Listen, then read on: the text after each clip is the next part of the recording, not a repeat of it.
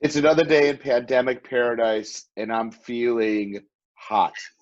So it's starting to get really warm out there.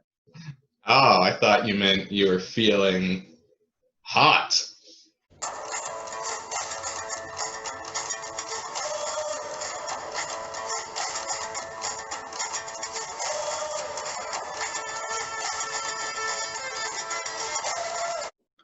That's Illinois State Representative Jonathan Carroll, and this is another day in pandemic paradise, this time coming at you from the other side of my office, and proof that we're not on a sitcom set.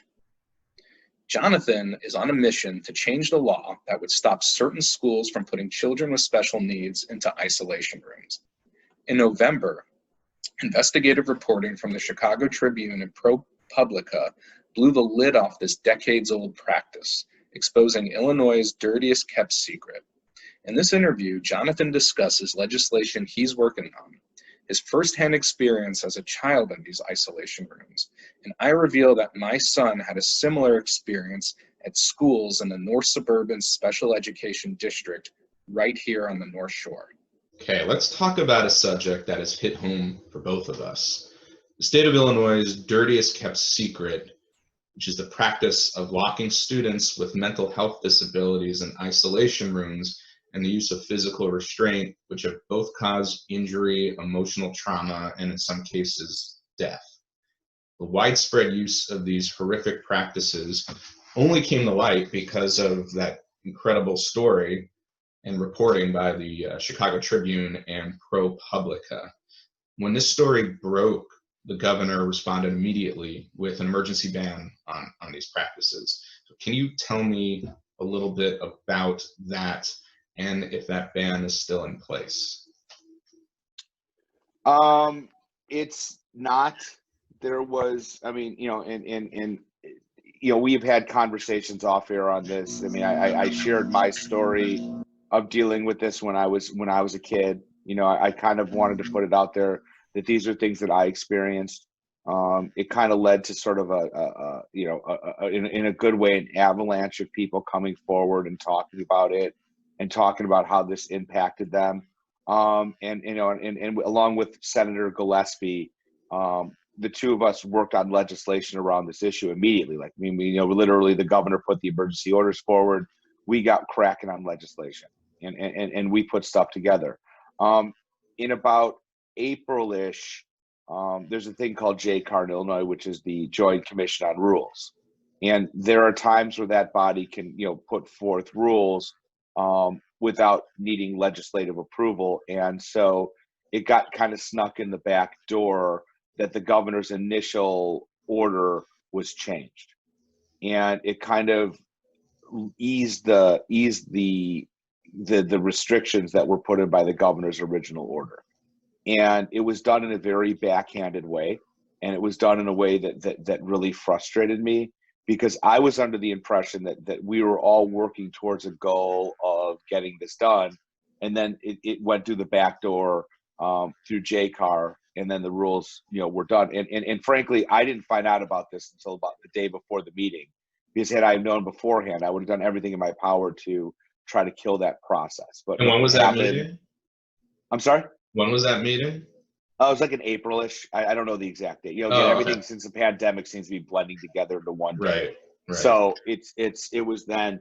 But and again, look, it was one of these situations where, had we have had a legitimate session, we probably would have had the legislative fix in place by that point, but we didn't. And it was kind of in a world where, it was since we're in such a different world and we couldn't legislate it properly. That was some of the methods that I think were put into play. That this was a backdoor method that was used. And quite frankly, it was really the Republican leadership in the House that did that. And yes, I'm throwing them under the bus, because they were fighting this legislation from day one.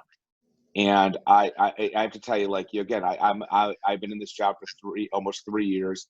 I'm a very bipartisan guy who will regularly work with my Republican colleagues on things that are of importance. And the way this was handled was absolute trash and very frustrating, and really led us kind of back to some of the practices that the governor initially had stopped.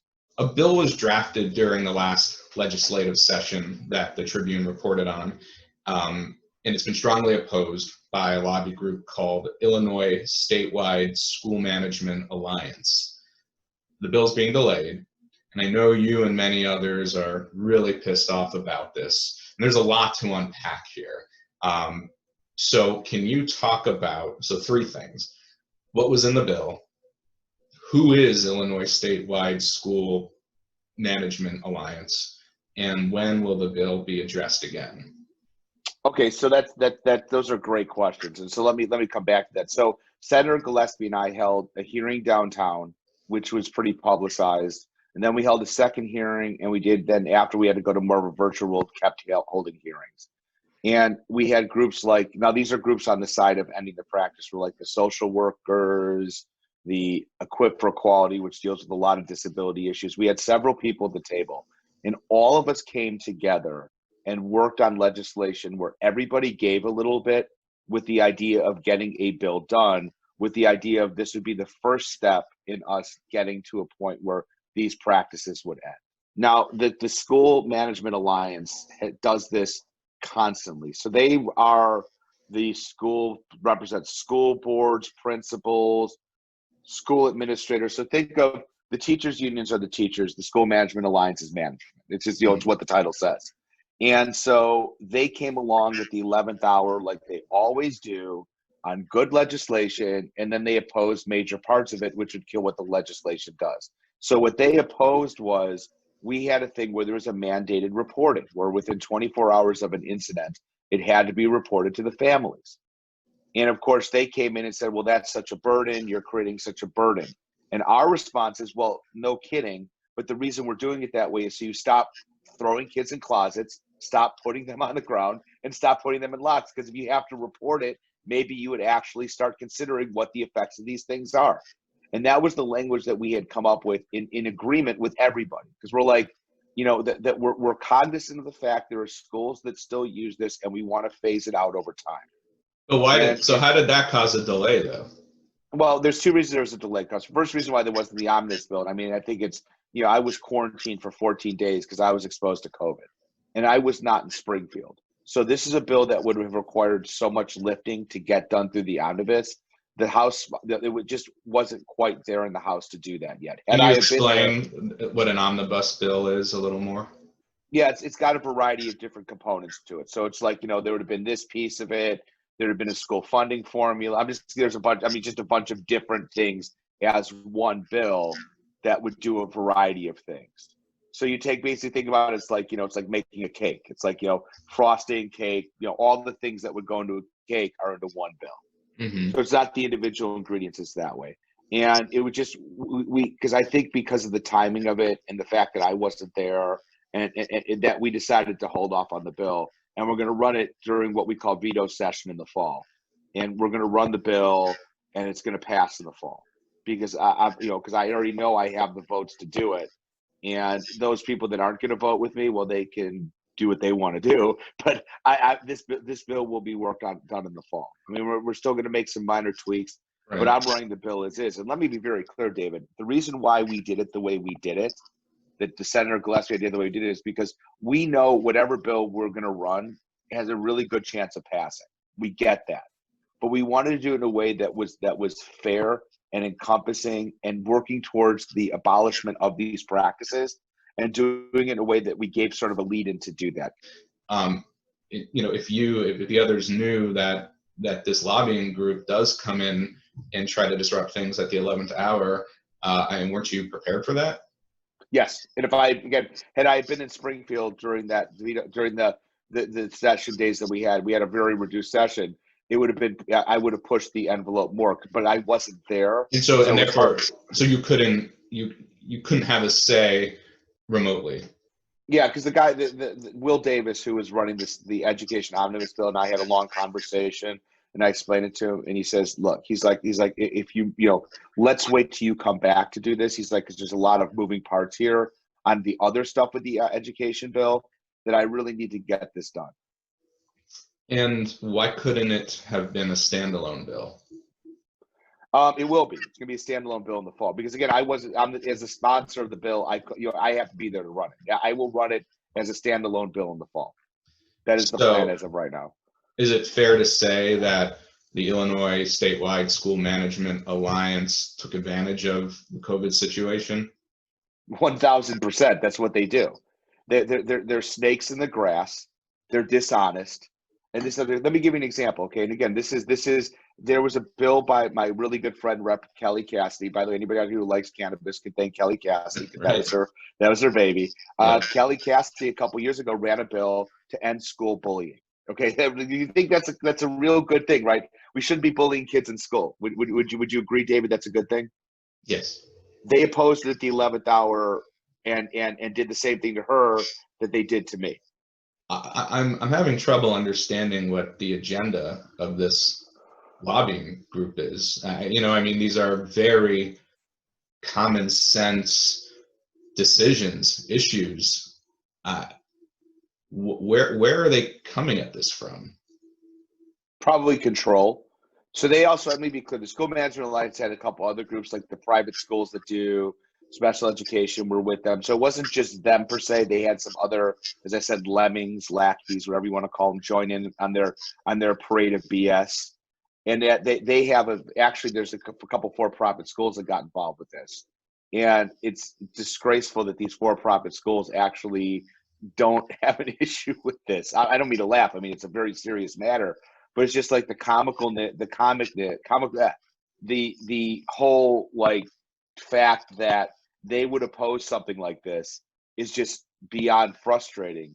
And again, there are okay, the School Management Alliance I don't think is for restraint and seclusion per se, but they want to kill any bill that we have that's going to end the practice. So I think it's more of like a control issue for them, and the local control and all that other stuff that they'll say that the administrations will use all the time. I think some of these other schools that actually use this practice, that actually profit off of it, are probably like, well, hey, wait a minute, now you're gonna hurt our bottom line, and we're not the bad players in this, and we do this, and we train our staff this way, and we do these things. And I'm like, yeah, except for the fact you're throwing kids in closets and locking them in closets and throwing them on the ground. I feel like there's always a financial interest that influences these decisions. So, and you just said a second ago that they could benefit. So how does a school benefit financially from locking kids in rooms, from the restraints? It's they get tuition from the school district. So, there's an IEP written up, and you could say that the least restrictive environment would be Giant Steps in Lisle. And Giant Steps is a school that is a school for children with autism and children on the spectrum, and they use these practices, and they get $50,000-$60,000 a kid. Then obviously there's an interest in it for them. Look, I want to be clear. I'm not saying that that's their only motivation. So, but I am saying that it's a practice that they've used for years. They were featured in the Tribune article, so it's not like I'm stepping out of turn saying these things. But I think that there's schools that don't want us telling them what to do. And they say that another school district featured in that article is in North Shore Special Education Suburban. No, let me restate that. The North Suburban Special Education District, which is where my son attended. And what really, I pulled up the article here, and I'm going to read an excerpt. It says, the most recent draft of the legislation would have made it illegal to put students alone in a locked room or in a room with the door blocked, and would have required that students placed in seclusion have access to food, medication, and the bathroom. And I read that and I think, how the fuck could any group be opposed to that? I know. It's very is it somebody who firsthand can talk about what impacts that had psychologically as a 12-year-old to a 46-year-old that still thinks about these things? I don't know, and that's the part that I think there's a lack of a soul, frankly, on these people, because I'm like, how in the world can you sit there and look yourself in the mirror and say what I'm doing is okay? It blows my mind. But then the worst part for me is, okay, fine. The governor reacts. We all come together saying we're going to legislate this. We have this wonderful hearing downtown. We do all these meetings. Everyone comes together, says, okay, we're going to get the ball in the end zone. And then the School Management Alliance comes in and throws a flag at the 5-yard line or whatever they do to disrupt what they do. And so when they try this again in the fall, how will you be able to overcome that? I'll have the votes on my bill. I mean, let me put it this. I could run a more aggressive bill if I wanted to and probably have it passed too. I mean, I'm not, that the part about me getting the bill passed is not my biggest concern, frankly, at this point. My biggest concern at this point is the constant, just, is how this process was handled from day one. But it's not, that's my issue with this, is just like the whole, like, you let us get all of our stuff done and then you come in and then say, oh, this is not going to work for us, as opposed to working with us from day one. Now, again, it doesn't mean they would have gotten what they wanted, but I think in a good negotiation, everyone feels a little like they have to give a little bit to get to the end result, which is what we did in the bill that we filed. So I think no matter what we do, David, I think the School Management Alliance is going to oppose it because that's just what they do. And they're going to continue to do that. And they're going to get a big middle finger from me because I'm going to push this bill through. We're going to get this bill passed because it's the right thing to freaking do. But what items of this bill would actually be negotiable? Because it seems like what we're talking about shouldn't be negotiable. Well, again, it's the timeline of how we're going to do this. Because again, we're working on the first step, which is the reporting element of it. So as a parent, let's say one of my kids is in isolation, timeout, or restrained. I need to be informed of that within a 24-hour period, or within I think it's either 24-hour. It's like, I know we're 24-ish period of knowing when this happened, and it has to be reported to a parent every single time this act happens. And why is that? The more you have to report it, the less you may actually do it. So from a standpoint of, if you're going to do it, you're going to be freaking held accountable when you do it. And so for me and for some of us, I think that was really our thought process in this legislation was, how are we going to, like, we want to end the practice and we're going to find tools to get to that point. But the first part is with having to report it on a regular basis. I think ProPublica pointed out that school districts weren't even telling parents. Well, school districts, NSSED is required to report it within 24 hours. And after this story broke, the original story, I mean, reading that was one of the most gut-wrenching experiences of my life. And then I had to talk to my son about his experiences in these quiet rooms. And you encouraged me. You said, go to the school now and demand those incident reports. And I went to North Shore Academy, and they only supplied me with 2. And I know for a fact, my son went into those rooms more than twice. And they were already required to inform parents within 24 hours. So I hope that there's language in this bill that will really drive home the demand that they have to document everything and provide that. Well, and that's part of the bill too, just so you know, is that there's going to be an agency that oversees that. So of course, the School Management Alliance will throw out the word unfunded mandate, because that's the word they love to use more than anything else. That's their catchphrase. That's the word they use. It's like it's their version of Baba Booey, and it's like that's the word they use all the time. So for me, it's like I sit there and I'm like, unfunded mandate, unfunded mandate. And my response is stop throwing kids in freaking closets and stop locking the kids in rooms. Stop doing these things. And then we won't have any unfunded mandates anymore. Okay. I mean, it's a very simple thing here. Stop doing these things and stop talking and stop telling us that you're against it. But clear something up for me. This Illinois statewide School Management Alliance wields a lot of influence. But are they able to change hearts and minds of fellow reps, fellow senators who agree with every part of the bill that you sponsor? Do they have that ability to shift their thinking at the 11th hour? Some, yes. I mean, there's some people that really hold what they say in high regard. Some no. Some people will be like, well, we like the bill. I mean, they'll oppose a lot of things. There's opposition to bills all the time that will still pass anyways because it's a good bill. And these groups have to oppose. The people that I know that generally think the School Management Alliance walks on water, I'm not really that worried about because they're not influencers in our chamber. They don't have the ability to do that. Now, Republican leadership is going to fight me on this bill. I know that right now. I can guarantee you. And that's a fight I'm prepared to take because I have a supermajority in the House of 74 members. Even if a few of them are picked off, all I need to do is get 60 votes. I'm assuming I won't lose 14 votes or more on that stuff. Mm-hmm. So, there's that part of it too. So it's one of these things where I know I can get the votes if I need them. I think I already have 60-something sponsors on the bill. So I think I'm going to get most of those votes. Again, will a few people jump off because they'll be instructed to do so by leadership on the Republican side? Sure. But there's also people that the Republican leadership right now is in such disarray that I think I'll keep some of the votes anyways. So do you think that the pandemic is actually useful here because of e-learning? It's going to reduce the probability of students being abused at these schools because they're not physically there. Yeah, you ask a great question, David, and I think it's one of these things where I think we're learning a lot of new things during this e-learning process. I think the pandemic is teaching us there's different ways there's different ways of building the mousetrap, if you will.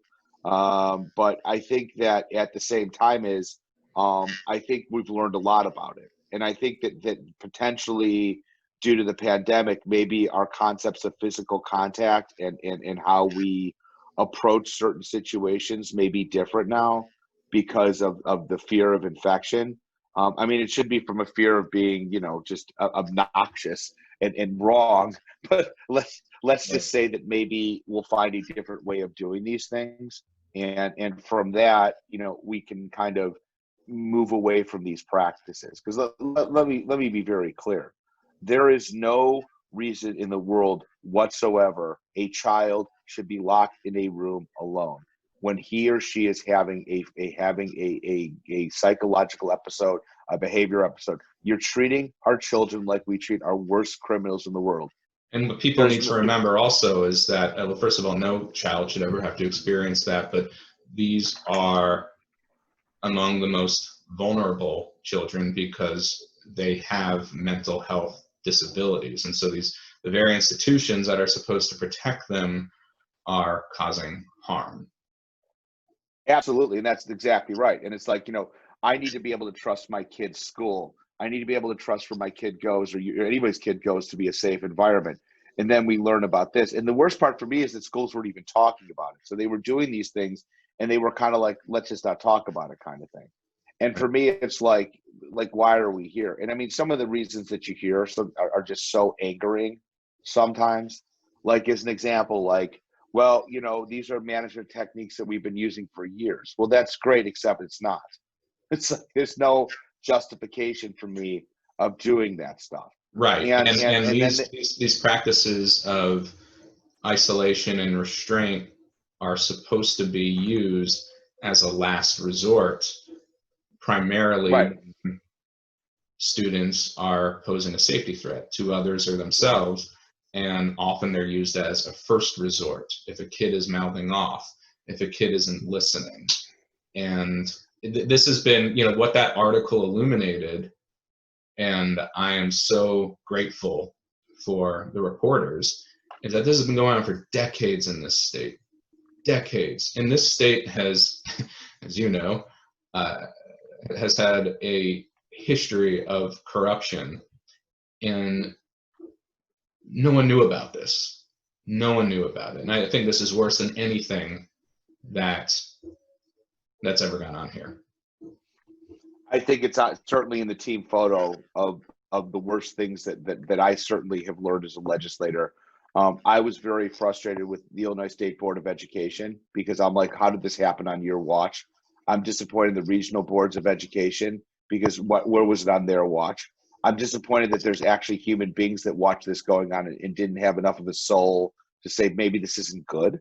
So there's a lot of breakdowns in this. When will the vote be on this? My hopes is, we're back in Springfield at the end of November. My hopes is that it'll be on the board those few days, and I'm working on the bill still with the Senate, my Senate sponsor. She has assurances that the Senate president will let her call the bill when she's ready. I have not had a conversation with Speaker Madigan about this. I will. I obviously want to get closer to the session and get my votes lined up, and then I'll call it. I know he'll be supportive of this legislation if I want to call it. I think his one reservation is I don't want you putting a bill on the board unless it's going to pass. And I have, and I have to make sure I do my role and I have the votes, and then I will call the bill. What can people do to help? Reach out to your legislators. Start writing notes that you want them to support the isolation timeout legislation. That you want them to vote yes on it. Continue to stress that this is my number one priority. I have a whole, I'm in my office, and to my left is my board here of all my bills. You can't see it. And all those bills are secondary now to this one. This is what I want to get done this session. This is the one thing that's really important to me. And we will get there. Special thanks to Jonathan for fighting the great fight. For more information, visit repcarroll.com. Jonathan is also an ADHD and executive functioning coach. Learn more at adhguru.com. In the meantime, be smart, be safe, and folks, there's still a pandemic raging out there. So wear your mask.